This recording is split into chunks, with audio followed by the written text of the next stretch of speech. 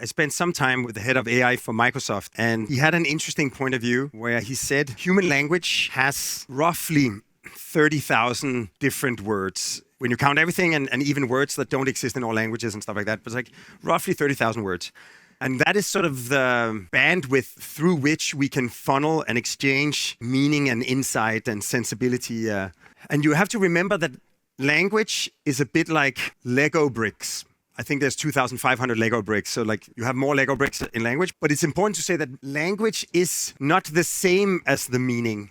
It's just the best way, as close as we can get to transmitting the meaning. But it isn't the meaning, it's a translation. Just like if you build a Lego model of a mammalian ball, it's not going to be a mammalian ball, it's going to be the best approximation capturing of a mammalian ball. And it might come very close, but it's still the Lego version of it, right? And he was saying what's happening right now with AI is that as the AI is increasingly becoming capable, like for instance, like some of the new, very advanced approximating artificial general intelligence, they're beginning to be able to deploy little collaborators to almost like start teams solving problems in aggregate, coordinating, orchestrating, just like human teams would.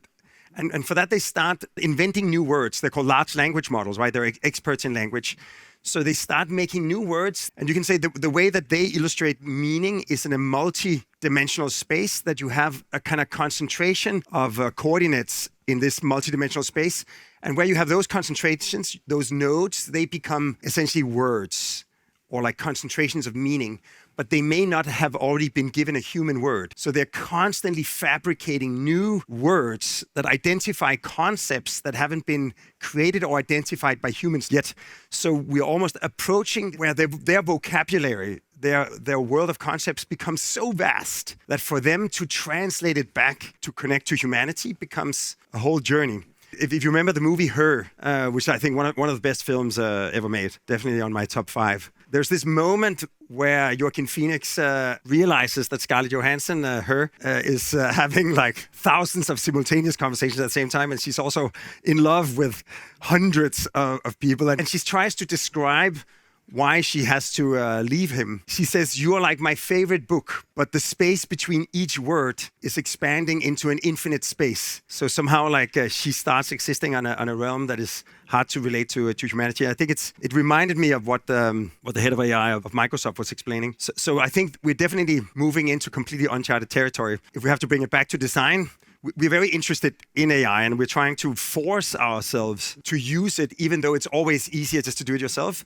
to try to say, could this task be actually lifted by AI in whatever form? And the more you use this tool, the better you get at using it, see the opportunity in it. And I think you can say, like, I started architecture school because I was good at drawing. And then at architecture school, this is 25 years ago, I had to then, or like maybe more. Yeah, it's more like 32 years ago. I had to draw with a ruler. And you know, I could make multi-point perspectives, axonometrics, etc. So I lost some of the feeling I had with my watercolors and my crayons, and my brushes, but I gained a new kind of control that I could construct very complex drawings.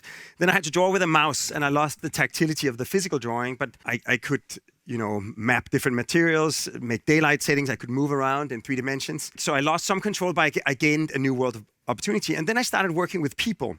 And I would say now I am designing with people. Of course, sometimes I communicate with a sketch or even with cutting a piece of foam or whatever. But mostly what I'm doing is that I'm engaging with naturally intelligent, highly educated fellow designers. And through what you could call prompting, I give certain prompts, certain suggestions. I make certain observations. I say, try to look at this, try to look at this, and then I respond to what comes back. And through that prompting back and forth between various kinds of human intelligence and various kinds of expertise, engineers, sociologists, clients, consultants, city architects, whatever, a project evolves. And I think the true potential is that someone who graduated, and it took me 25 years to have a team of 700 people.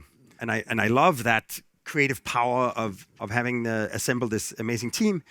But someone who graduates from architecture school today, who has a lot of will and a lot of intent, could actually have the force of 700 at his or her fingertips simply by being very good at working with artificial intelligence instead of natural intelligence. So it's an incredible frontier, and we can't even understand how fast it's happening and how much it's going to change everything.